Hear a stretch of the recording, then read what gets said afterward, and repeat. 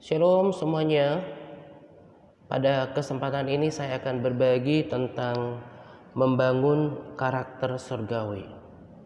Dalam beberapa hari ini saya seperti dibukakan tentang karakter diri saya yang sebetulnya belum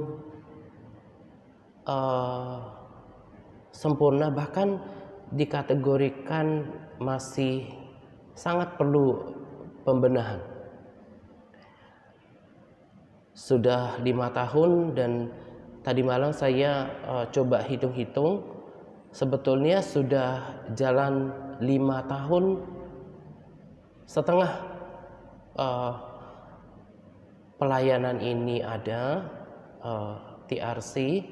Dan ketika itu tahun 2015, tepatnya bulan Mei, pelayanan ini dimulai dari titik balik dari pertobatan saya yang sungguh kepada Tuhan.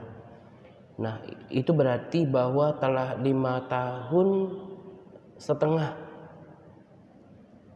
Jadi sudah 5 tahun 6 bulan saya telah mengambil komitmen untuk menjalankan kekristenan yang lebih baik, menjadi pelaku firman dan berubah karakter. Nah, ternyata seperti tadi saya katakan bahwa dalam beberapa hari ini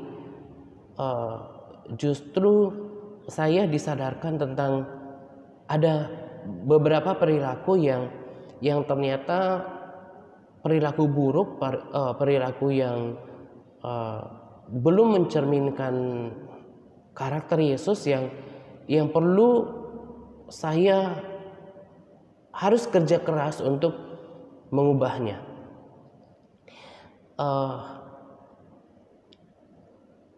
Sebelum saya lanjutkan, saya mau bagikan sesuatu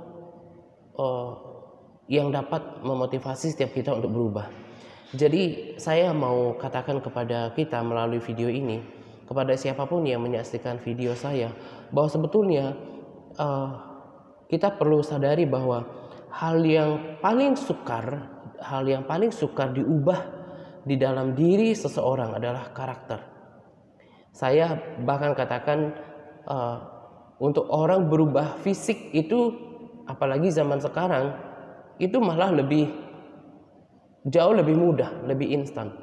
Kalau seseorang punya uang melimpah, dia bisa melakukan perawatan fisik, mungkin melakukan operasi plastik gitu ya, dan fisiknya bisa tidak terlalu membutuhkan waktu berubah gitu ya. Dalam waktu sekejap, berbulan-bulan, dia bisa mengubah fisiknya gitu. Tetapi dengan karakter tidak seperti itu. Karakter, saya boleh bahasakan bahwa karakter itu seperti sebuah kekuatan, sebuah jiwa yang sudah melekat di dalam diri kita, yang sudah mendarah daging. Tetapi bukan berarti manusia tidak bisa berubah. Manusia itu bisa berubah karena pada dasarnya Tuhan menciptakan kita dengan hati yang baik, dengan ada karakter baik sebetulnya, di mana di dalam diri kita ini ingin berubah menjadi lebih baik dalam segala hal. Tetapi karena sebelum seseorang tinggal di dalam kebenaran, dia punya kebebasan untuk melakukan apapun yang dia mau selama ini. Nah, ketika seseorang kemudian memilih untuk hidup di dalam kebenaran, menjadi hamba kebenaran, maka kekuatan tadi yang sudah melekat bertahun-tahun, bahkan berpuluh-puluh tahun, itu menjadi sebuah kekuatan yang menghalangi kita untuk berubah seperti kata firman gitu. Nah, jadi karakter ini menurut saya bagian yang paling sukar diubah di dalam diri seseorang adalah karakter. Tetapi saya mau beritahu bahwa karakter inilah yang justru kita harus bawa menghadap Tuhan. Jadi orang Kristen tidak cukup hanya membawa iman atau kepercayaan untuk menghadap Tuhannya, tetapi juga harus membawa karakter seperti Kristus. Di dalam firman Tuhan berkata bahwa siapa yang berkata bahwa ia di dalam Dia, seseorang ada di dalam Yesus, ia wajib hidup sama seperti Yesus telah hidup. Nah, jadi ketika seseorang kemudian mau hidup di dalam kebenaran, maka salah satu goal yang harus dicapai adalah perubahan karakter. Dari hari ke hari, waktu ke waktu, harus mengerjakan keserupaan dengan Kristus itu sendiri. Nah, dan ini tidak disadari oleh banyak orang. Orang bisa saja tetap ke gereja, bahkan pelayanan, tetapi dia tidak menyadari bahwa ada sesuatu yang harus diubahkan di dalam dirinya, yaitu karakter lama, perilaku yang lama. Kita harus persesuaikan terus-menerus supaya kita semakin hari semakin sama dengan Kristus.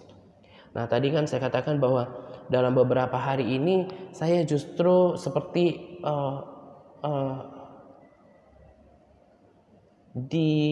disadarkan tentang ada beberapa hal yang harus saya tanggalkan, saya harus ubahkan lebih lagi di dalam kehidupan saya untuk semakin segambar dengan Tuhan itu sendiri.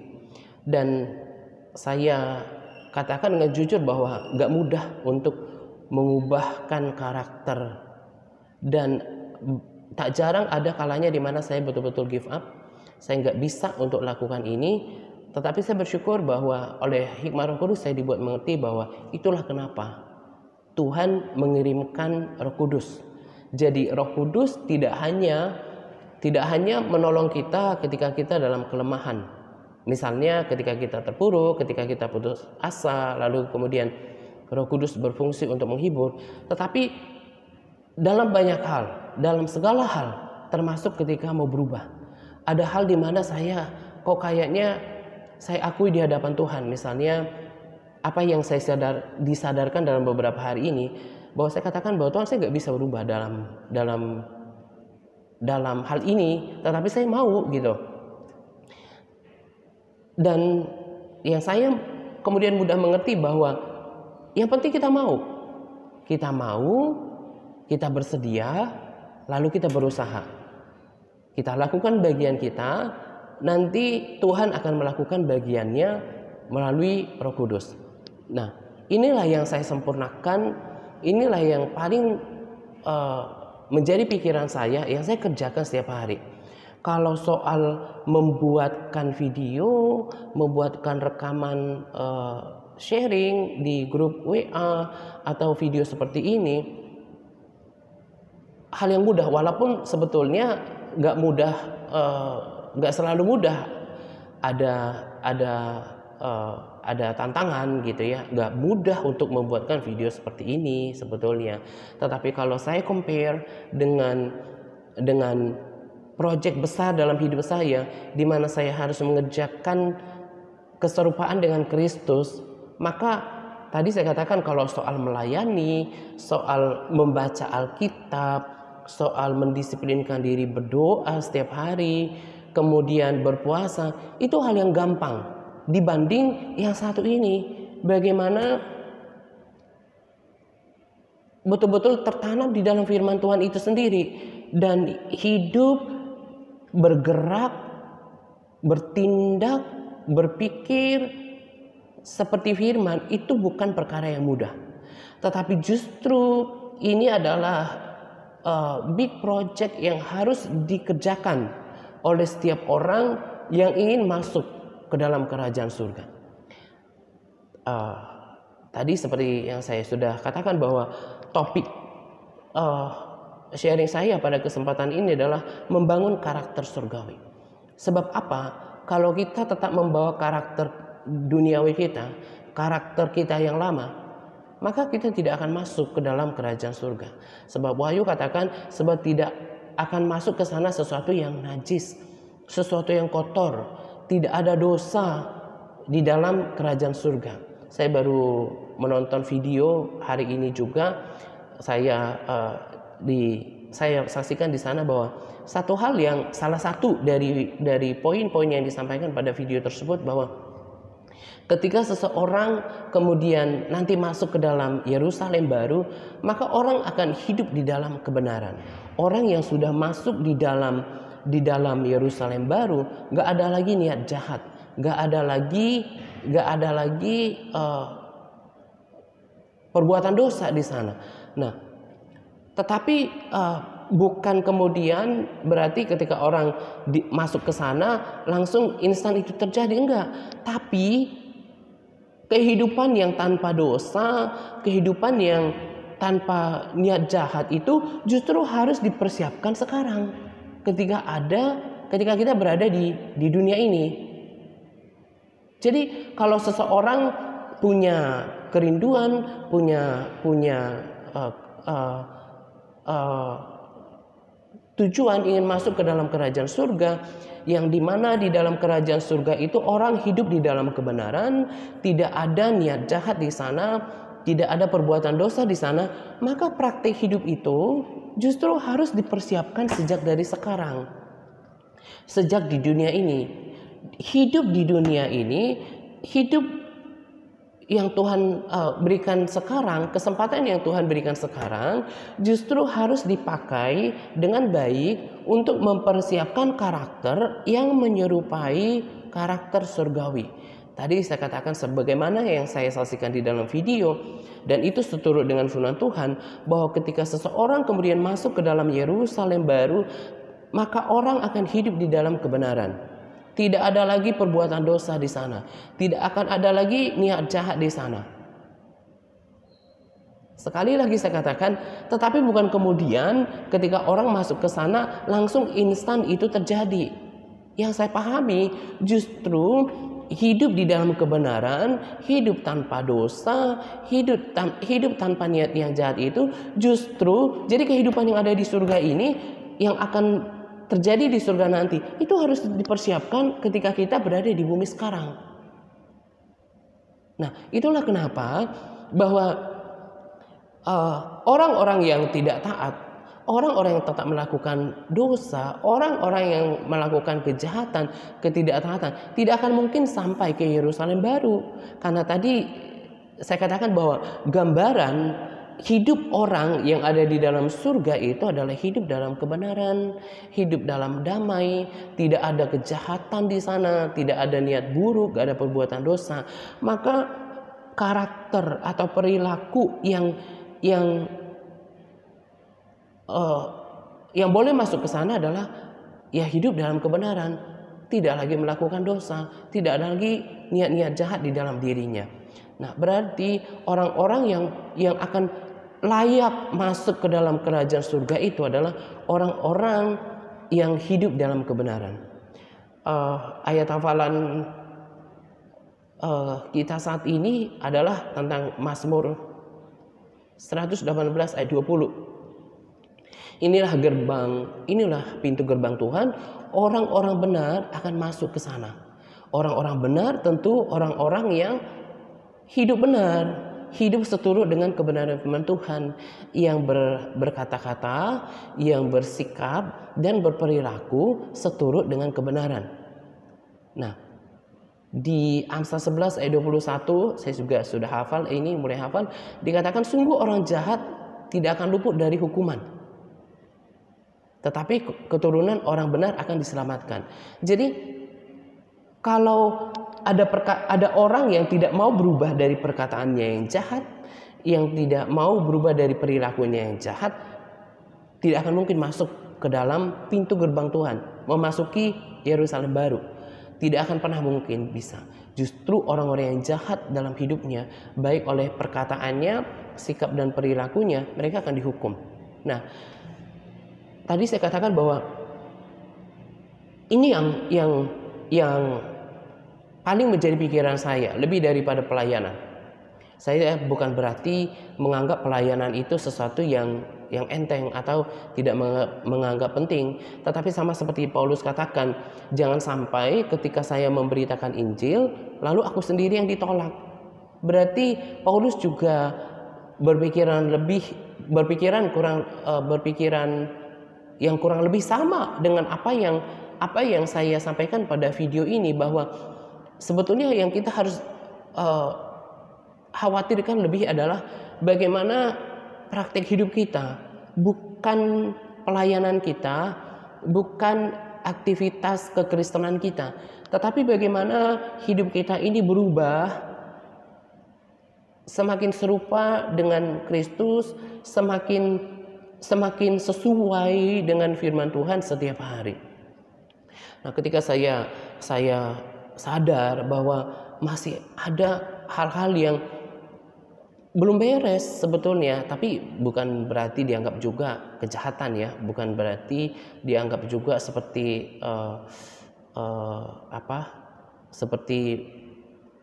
perbuatan dosa gitu, tetapi maksudnya secara karakter, misalnya yang masih perlu saya sempurnakan adalah karena dulu ketika sebelum seperti sekarang, kalau ada sesuatu yang buruk terjadi dalam kehidupan saya tidak segan-segan menyalahkan Tuhan dan berkata bahwa kenapa Tuhan izinkan ini terjadi gitu ya. Lalu kemudian hati saya menjadi panas. Dalam beberapa hari ini Tuhan membuat saya mengerti bahwa amarah di dalam diri kita, entah itu bercampur dengan kekecewaan, kita tidak bisa menerima keadaan, lalu kebencian atau tidak terima, ini kata yang halus gitu ya. Kita tidak bisa menerima entah fakta, entah keadaan, entah sesuatu yang terjadi dalam diri kita. Itu sebetulnya sudah cukup membuat kita tidak berkenan di hadapan Tuhan. Amarah yang sampai tertahan di dalam hati, kemudian kita sampai kehilangan damai sejahtera, kemudian kita mungkin kecewa, menjadi panas hati. Nah, kondisi hati yang seperti ini tidak akan mungkin masuk dalam hadirat Tuhan. Mazmur 24 juga katakan seperti itu kan, bahwa yang akan bisa masuk ke hadirat Tuhan itu adalah hatinya bersih. Gak boleh ada kekecewaan, gak boleh ada panas hati, gak boleh ada amarah dan kebencian. Jadi kalau kondisinya seperti tadi, misalnya seperti kejadian diri saya, ada sesuatu yang tidak mengenakan terjadi dalam diri saya, sesuatu yang kemudian membuat hati saya berpikir kenapa ini terjadi gitu ya. Lalu kemudian aduh Tuhan, kenapa sih Tuhan izinkan ini gitu ya. Lalu kemudian menjadi kecewa berkepanjangan, tidak terima, malah seperti menyalahkan Tuhan gitu ya. Nah, itu akan menghalangi persekutuan dengan Tuhan. Nah, itu tadi cerita saya yang saya berpikir bahwa saya harus berjuang untuk menyempurnakan perilaku ini, supaya ketika sekalipun sesuatu yang tidak mengenakan, sesuatu yang buruk, sesuatu yang tidak saya sukai terjadi dalam diri saya, di mana sesuatu itu membuat suasana hati saya tidak enak, saya tidak boleh memendamnya lama-lama di dalam hati saya, kemudian menjadi kesel, kemudian menjadi panas hati, kecewa, apalagi sampai menyalahkan Tuhan. Nah, itu membuat hidup seseorang jauh daripada merasakan Tuhan, jauh daripada merasakan pergaulan dengan Tuhan. Apalagi kalau amarah ini kemudian dibiarkan berlama-lama, maka yang terjadi adalah sama seperti yang firman Tuhan katakan ketika Tuhan berbicara kepada Kain, bahwa hati-hati dengan kemarahan, dosa mengintip. Artinya akan ada perbuatan dosa lain yang akan segera masuk ketika kita nggak membereskan hati amarah tadi, yang mungkin jadi berkata-kata lah, mengumpat lah, atau kemudian menyalahkan Tuhan lah gitu. Jadi harus segera untuk menghentikan seperti tadi yang saya katakan, bahwa suasana hati yang tidak enak itu harus segera dihentikan. Kalau enggak, nanti dosa sudah mengintip, dan mungkin seperti menyalahkan keadaan, apalagi sampai menyalahkan Tuhan. Itu tentu tidak berkenan di hadapan Tuhan. Bukan seperti itu kondisi hati yang akan masuk ke dalam kerajaan surga. Seperti topik pada video kali ini, membangun karakter surgawi. Jadi dari sekarang harus mempersiapkan karakter yang sesuai dengan karakter surga, hidup dalam kebenaran, hidup dalam damai sejahtera, tidak ada niat jahat. Saya justru bersyukur untuk apa yang terjadi dalam diri saya dalam beberapa hari ini, sehingga saya bisa mengenali diri saya. Saya bisa menilai bahwa ternyata di dalam diri saya ini masih banyak hal yang harus diubah di dalam diri saya, supaya nanti ketika saatnya tiba, Tuhan panggil, perilaku saya cocok dengan perilaku surgawi. Ketika kita membaca firman, ketika kita mendengarkan sharing, entah itu sharing yang memotivasi atau yang membuat kita tersentuh, entah itu peringatan keras gitu, firman yang kita dengarkan, yang kita baca itu tidak langsung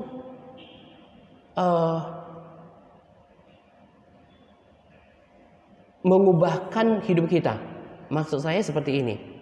Ketika kita dengarkan firman Tuhan, kita baca firman Tuhan bahwa kita harus mengampuni orang yang bersalah kepada kita. Contohnya itu.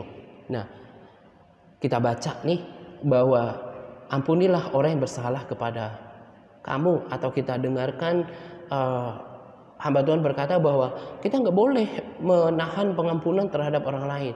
Nah, kita dengarkan, kita terima, kita aminkan. Nah, tapi firman ini belum menjadi daging, ini belum menjadi karakter, ini belum menjadi perilaku, sampai ada masanya di mana Tuhan izinkan sebuah keadaan, orang mengecewakan kita, orang menyakiti hati kita. Ada sesuatu yang membuat kita berpotensi marah, kecewa, atau sakit hati kepada orang. Nah, disitulah, pada momen inilah, pada saat seperti inilah, firman itu diuji, hidup kita diuji,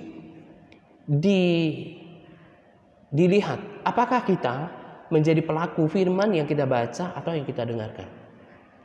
Ketika suasana hati kita enak, tidak ada yang nyakitin hati kita, kita dengarkan firman Tuhan atau kita baca firman Tuhan yang berkata bahwa ampunilah orang yang bersalah kepadamu, atau kita dengarkan hamba Tuhan berkata bahwa kita nggak boleh melepaskan pengampunan, kita nggak boleh menahan pengampunan. Kalau tidak, Tuhan tidak akan mengampuni kita. Kita akan segera berkata amin. Tetapi Tuhan akan izinkan setiap firman, itu yang saya pahami, Tuhan akan mengizinkan setiap firman yang kita dengarkan, apapun itu, setiap perintah yang Tuhan yang sudah kita ketahui, apapun itu, Tuhan akan izinkan di dalam hidup kita. Apakah kita ini pelaku atasnya atau bukan? Kalau cuma baca, cuma dengar, cuma tahu, itu gampang. Tetapi untuk menjadi pelaku dalam perjalanannya, Tuhan bahkan bisa pakai hal-hal yang buruk terjadi dalam kehidupan kita. Ada orang yang jelas-jelas memperlakukan kita tidak adil. Ada orang yang mungkin menyakiti hati kita, menghina kita, memfitnah kita, menjelek-jelekan kita, berbuat curang kepada kita. Tuhan izinkan itu terjadi. Sebetulnya bukan berarti Tuhan gak ada, tetapi Tuhan mau Tuhan izinkan keadaan ini sama seperti Daud lah. Daud juga mengalami banyak hal-hal yang tidak enak dalam kehidupannya. Dan itu membuat Daud menjadi orang yang berkarakter yang sangat dikenal oleh Tuhan. Nah, demikian juga dengan hidup kita. Jadi jangan mengira ini saya berbicara terhadap sahabat lama juga, tetapi saudara yang baru yang di dalam pemuritan Big Internet yang sudah baca firman, jangan mengira bahwa sudah baca firman, sudah hafal, sudah hafal beberapa firman, sudah selesai pembacaan firman dari perjanjian lama, dari perjanjian baru dan lalu ke perjanjian lama gitu ya. Lalu sudah beres? Belum. Itu baru tahu, baru baca. Ini nanti harus diuji. Jadi jangan mengira kalau udah baca firman langsung seseorang berubah, enggak.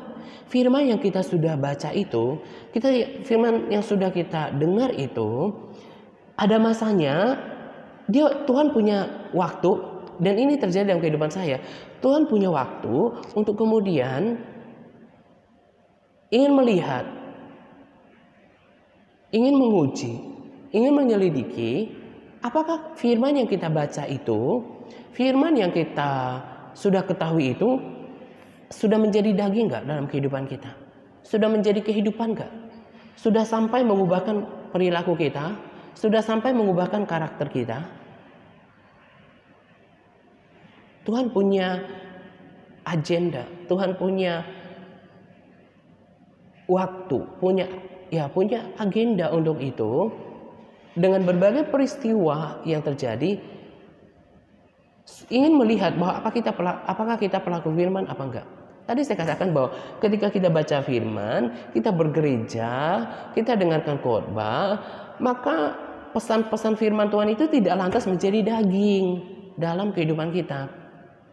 Kita harus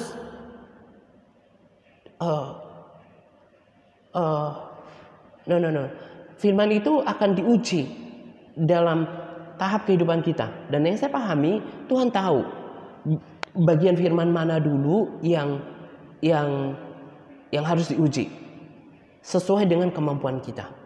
Dan itu kita akan mengalami kenaikan level, kenaikan kelas kerohanian dari 0 sampai kemudian pada tahap semakin serupa dengan Kristus.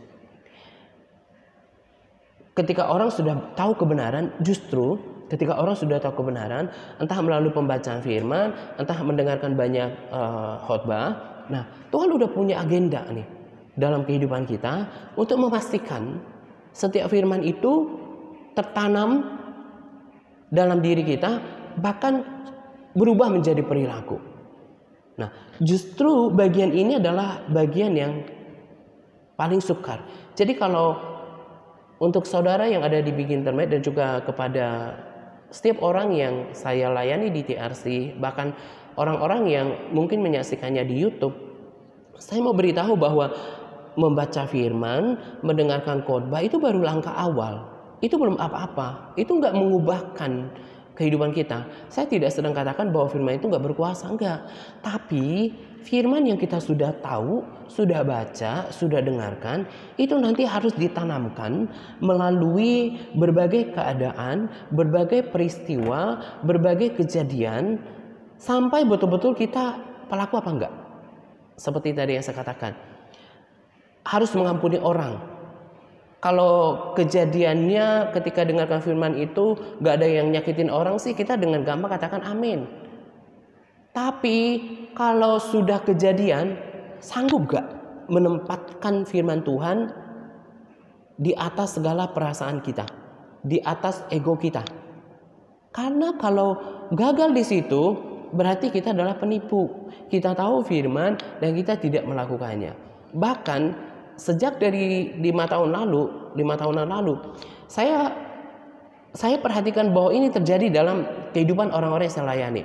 Ketika pertama sekali belum ada benturan, belum digesek dengan teguran, nasihat yang bahkan mengena dirinya, semuanya baik-baik saja gitu ya.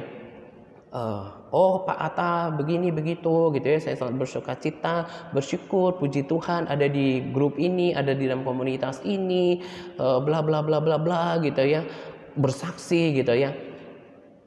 Dia udah baca firman katanya, sudah baca bolak-balik firman, sudah bahkan ada hafalan gitu ya. Tapi seperti yang tadi saya katakan, sekarang dalam proses selanjutnya Tuhan mau pastikan firman yang sudah dibaca ini, sudah dilakukan ini tertanam apa enggak, sudah menjadi daging apa enggak, sudah menjadi karakter apa enggak. Tadi saya katakan, justru ketika seseorang tahu firman Tuhan, semakin orang banyak tahu firman, semakin banyak dituntut. Nah, ketika seseorang kemudian sudah melakukan pembacaan firman, sudah mendengarkan sharing dari saya, sudah mendapatkan banyak firman Tuhan, pengajaran dari luar sana, Tuhan punya agenda tadi, punya agenda untuk melihat, mau pastikan apakah firman itu sudah menjadi daging apa enggak. Tuhan akan sangat kreatif untuk menciptakan segala bentuk keadaan untuk memastikan apakah kita menjadi pelaku firman apa enggak. Karena kalau kita tidak menjadi pelaku firman, Yakobus katakan, jadi kamu lihat bahwa manusia diselamatkan karena perbuatan-perbuatannya dan bukan karena hanya iman. Yang saya percaya perbuatan ini adalah perbuatan-perbuatan yang seturut dengan firman Tuhan. Jadi seperti sekarang ini, saya ada lihat satu orang yang sangat jelas sedang diproses gitu ya. Tadi saya katakan perilakunya hampir sama dengan kebanyakan orang yang sudah diproses di waktu-waktu yang lalu. Ketika belum berbenturan dengan karakternya, semuanya baik-baik saja gitu ya, dengan diri saya merasa aman di dalam pelayanan ini. Tetapi ketika proses terjadi di mana dia harus dituntut untuk menjaga hati, tidak boleh kecewa, tidak boleh melihat kekurangan, harus mengampuni, harus mengasihi, harus sabar, harus menjaga hati. Nah, di sini mulai diproses gitu. Nah, apakah dia sesungguhnya pelaku apa enggak gitu. Nah, pada tahap seperti ini saya mau beritahu, gak jarang yang undur. Gak jarang yang undur.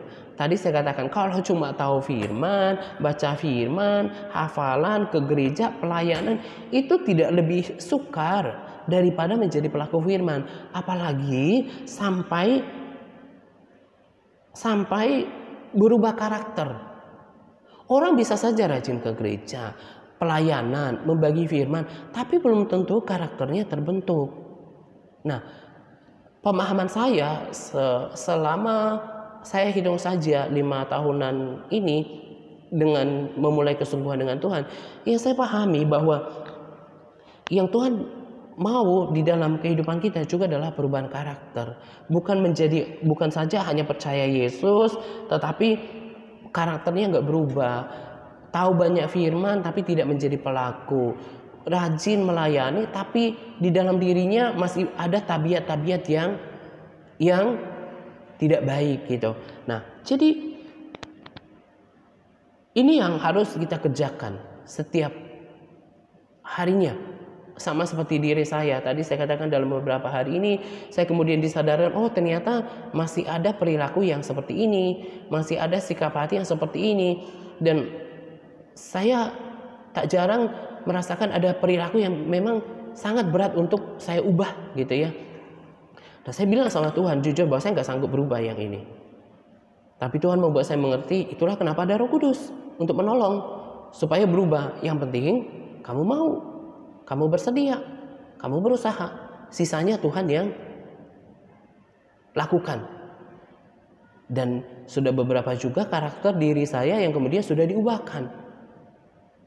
Asal saya surrender untuk kuasa Tuhan, kuasa Roh Kudus mengubahkan diri saya. Dan di sini perlu ketersediaan, perlu kemauan, perlu bayar harga. Bahkan karakter-karakter seperti kesetiaan, konsistensi, ketekunan, hati yang bersyukur, hidup dalam kasih, sabar, kelemah lembutan, ketaatan, kekudusan, hati yang damai, hati yang mau mengampuni, kedisiplinan, keteraturan, penundukan diri, itu harus terus ditanamkan, dibentuk di dalam diri kita. Tadi saya katakan ya, saya ulangi. Ketika kita dengarkan misalnya firman Tuhan berkata bahwa belajarlah daripadaku sebab aku ini rendah hati dan lemah lembut, kata Yesus.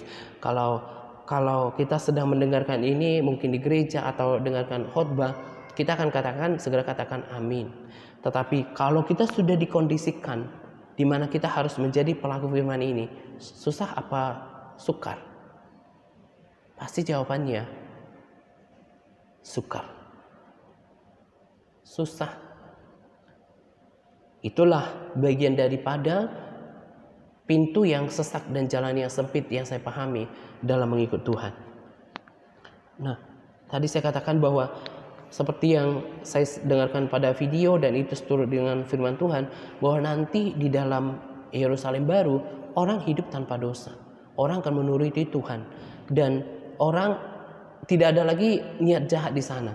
Dan tadi saya katakan, saya garis bawahi lagi bahwa karakter itu kemudian tidak seperti bermain sulap, orang masuk surga langsung menjadi seperti itu, hidup dalam kebenaran. Enggak. Justru fakta hidup di sana itu nanti harus dipersiapkan mulai dari sekarang. Melayakkan diri, hidup dalam kebenaran, membuang niat-niat jahat, meninggalkan segala bentuk dosa supaya bisa masuk ke sana. Karena hanya orang benarlah yang masuk ke sana. Mazmur 128 ayat 118 ayat 20 itu katakan, inilah pintu gerbang Tuhan, orang-orang benar akan masuk ke dalamnya. Jadi kalau masuk ke dalam kehidupan surga di mana nggak ada dosa, nggak ada perbuatan jahat, harus dari sekarang persiapkan, persesuaikan sikap hidup kita, baik perkataan, sikap dan perilaku kita, hidup dalam kebenaran, tunduk dalam kebenaran, takluk pada kebenaran, memastikan kebenaran yang kita dengarkan, yang kita baca harus menjadi sebuah perilaku. Kalau enggak bakalan masuk ke surga. Nah, itulah kenapa saya katakan bahwa sama seperti kewaspadaan Paulus, jangan sampai ketika saya sudah memberitakan Injil, aku sendiri yang ditolak. Karena sama seperti Matius 7 ayat 21, bahwa bukan setiap orang yang berseru kepadaku Tuhan, Tuhan akan masuk ke dalam kerajaan surga, melainkan dia melakukan kehendak Bapakku yang di surga. Jadi orang-orang jahat yang mereka bahkan bernubuat, mereka melakukan mujizat, tapi perilakunya, karakternya nggak diubahkan, itu nggak akan masuk ke dalam kerajaan surga. Paulus mengerti bahwa bukan cuma iman yang diperlukan. Paulus mengerti bukan pelayanan yang dipandang oleh Tuhan, tapi kehidupan yang sudah diubahkan. Nah, demikian juga dengan diri saya. Saya katakan bahwa yang paling saya terlalu pikirkan adalah bagaimana hidup saya ini, praktek hidup saya ini, bagaimana hidup saya ini sudah menghidupi nggak firman yang saya sudah baca, apalagi yang saya bagikan gitu. Nah, itu yang menjadi beban pikiran, tapi bukan berarti membuat saya terbeban, terpuruk, enggak. Tapi maksudnya ini adalah tanggung jawab besar yang saya harus kerjakan di dalam kehidupan saya. Bagaimana saya menjadi orang yang setia, yang konsisten, yang tekun, yang memiliki hati yang bersyukur, penuh kasih, sabar, tidak menahan amarah, tapi belajar untuk hidup dalam damai sejahtera, menerima, mengucap syukur, teratur, disiplin, nggak membiarkan kekecewaan dalam diri saya. Ini yang saya kerjakan dan saya bagikan di dalam video ini supaya setiap para sahabat yang saya layani, baik di MTRC Advance yang sudah lama bersama dengan saya, yang sudah senior, terlebih saudara-saudara yang ada di Big Internet pada grup pemuritan pemula, bahkan Anda yang mendengarkan video saya di YouTube, kiranya Anda juga dicerahkan bahwa jangan pernah lupa bahwa yang harus kita persiapkan untuk masuk ke dalam kekekalan bukan cuma iman. Karena tadi saya sudah katakan bahwa Yakobus 2 ayat 24 berkata, jadi kamu lihat bahwa manusia dibenarkan karena perbuatan-perbuatannya dan bukan hanya karena iman. Iman tanpa perbuatan itu adalah iman yang kosong, gak menyelamatkan. Jadi kita di dalam hidup ini harus memastikan bahwa sikap hidup kita, baik perkataan, perilaku kita, itu harus menghidupi firman itu. Memastikan bahwa segala perintah Tuhan, firman Tuhan itu sudah menjadi daging, sudah menjadi karakter di dalam diri kita. Kalau enggak, Kita ini penipu. Dan tadi saya katakan di dalam hidup ada masanya setelah kita tahu kebenaran. Tadi kan saya katakan bahwa semakin kita tahu banyak, semakin kita dituntut. Sudah tahu kita harus mengampuni, sudah tahu hidup kudus, sudah tahu kita harus taat. Tuhan akan tuntut itu bukan lewat pengetahuan, bukan lewat pendengaran, tapi lewat praktek hidup, lewat perilaku. Dan Tuhan yang kreatif itu dengan segala kreativitasnya, dia akan dia akan buat sebuah kondisi untuk menguji kita. Apakah kita sudah menjadi pelaku firman? Sudah menjaga kekudusan? Mungkin saja ada kondisi di mana Tuhan izinkan kita melihat hal-hal yang tidak pantas. Lalu bagaimana sikap kita? Kita ini hidup di dalam daging. Ada berbagai hawa nafsu, mungkin kemarahan atau keinginan seks mungkin. Ada kondisi di mana Tuhan izinkan sesuatu. Apakah kita flee? Apakah kita melarikan diri dari situasi yang menjerat kita, atau kita menyerah? Kalau kita menyerah, kita bukan pelaku firman. Dan memang kalau kita katakan, aduh gimana sih? Kok ada kondisi yang membuat saya harus marah, harus terpancing untuk ketidakkudusan? Loh, kalau kayak gitu namanya bukan perjuangan. Nanti kalau kita sudah dalam surga, kita akan terlepas dari itu semua. Tetapi sekarang itu yang kita harus kerjakan. Kita harus menang atas setiap kondisi, atas keadaan, sekalipun kondisi atau keadaan atau orang membuat kita marah, membuat kita kecewa. Tapi kita harus praktekkan firman Tuhan yang kita sudah tahu. Ada kondisi di mana kita tergoda untuk melakukan apapun bentuk dosa, apapun bentuk keinginan daging. Apakah pada saat yang sama kita katakan pada diri kita bahwa hari ini pun saya akan tetap memilih untuk melakukan firman Tuhan? Ketika kondisi hati yang tidak menentu, yang memungkinkan untuk bersungut-sungut dan tidak bersyukur, keputusan saya, aku harus bersyukur dan menjaga hati.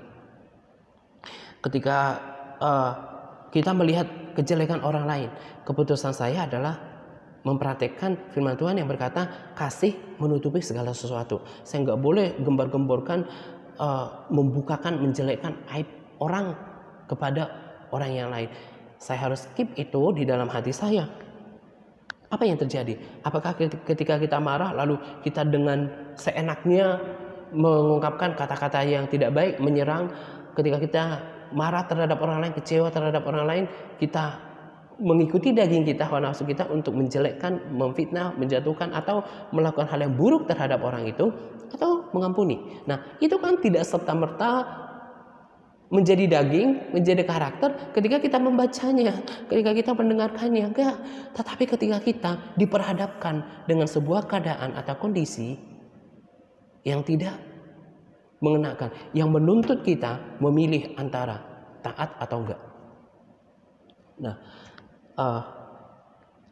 bagaimana mempersiapkan karakter yang seturut dengan Yerusalem baru, di mana di sana tidak ada dosa, hidup orang di sana hidup dalam kebenaran, sama tadi seperti Mazmur yang sangat memberkati itu, Mazmur 118 ayat 20, inilah pintu gerbang Tuhan, orang-orang benar akan masuk ke dalamnya. Jadi yang akan masuk ke dalam kerajaan surga adalah orang bukan hanya karena dibenarkan oleh kuasa darah Yesus, tetapi orang yang dimana praktek hidupnya itu benar. Dia menjadi hamba kebenaran. Dan tadi saya katakan, poin yang saya garis bawahi pada video saya ini, itu tidak instan, itu tidak serta-merta terjadi ketika kita tahu kebenaran. Kita dengarkan berbagai video dari hamba Tuhan terkenal di YouTube, bukan. Tetapi sesederhana ketika kita diperhadapkan pada kondisi di mana kita harus menjadi pelaku apa firman. Nah, pada saat itulah kalau kita memilih yang benar dan menjadi pelaku firman, pada saat itulah firman itu menjadi daging, berubah menjadi karakter. Nah, kalau kita sudah hidup benar, berperilaku benar, berkata-kata benar, maka yang terjadi adalah hidup kita menjadi seorang yang benar. Sekarang ayat hafalan kita kan tentang orang benar. Orang benar akan diselamatkan oleh Tuhan. Keturunan orang benar diselamatkan. Kebenaran melepaskan orang dari malapetaka. Yang tadi saya katakan bahwa orang benar akan masuk ke dalam gerbang Tuhan. Gerbang Tuhan, Tuhan ada di mana? Ada di surga. Gerbangnya Tuhan ya berarti gerbangnya surga. Ini pesan saya pada video ini, dan ini yang saya kerjakan. Ya, tadi saya katakan yang paling besar yang saya kerjakan dalam hidup saya bukan pelayanan, bukan mempersiapkan video, bahkan bukan pembacaan Alkitab, bukan. Tetapi bagaimana saya ini menjadi pelaku firman. Saya mau pastikan firman yang saya dengarkan menjadi daging, menjadi karakter. Karena oleh praktik hidup yang benar inilah yang akan mengantarkan saya ke pintu gerbang Tuhan, dan aku akan masuk bersama dengan Tuhan di dalam kediaman Tuhan, di dalam kerajaan surga. Karena itu, yuk para sahabat yang sudah setia bersama dengan diri saya, pikirkan apa yang dipikirkan oleh Paulus, bahwa khawatirkan jangan sampai saya udah tahu kebenaran, berbagi kebenaran, tapi aku sendiri ditolak. Saya juga seperti itu. Kalau ada karakter yang saya pikir bahwa ini belum cocok dengan firman Tuhan, saya berjuang dengan itu dan saya menyerah sama Tuhan. Saya bilang saya nggak sanggup bagian yang ini. Dan tadi saya sudah bagikan rema. Tuhan membuat saya mengerti. Itulah kenapa ada Roh Kudus. Roh Kudus akan menolong. Bagian kita adalah mau, bersedia, dan berusaha. Sisanya Tuhan yang kerjakan. Dan bagi Anda yang di Big Internet, apa yang Anda lakukan, saudara lakukan di sana. Itu baru pemula. Jadi jangan mengira bahwa membaca Alkitab udah selesai. Bukan. Itu bukan endingnya.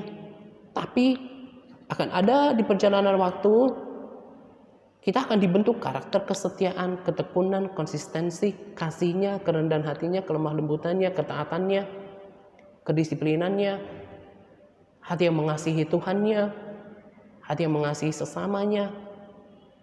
Itu akan dikerjakan.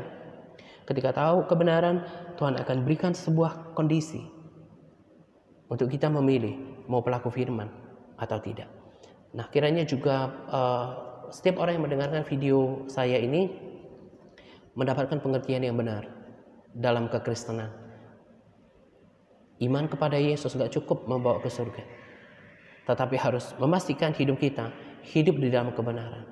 Kita berbuat, berkata-kata, bertindak, sikap perilaku kita harus seturut dengan firman Tuhan. Dan ini harus dikerjakan. Jangan bangga punya pengetahuan teologi yang banyak. Jangan bangga punya kesibukan pelayanan yang super sibuk atau rajin ke gereja tanpa mengerjakan hal yang paling penting ini.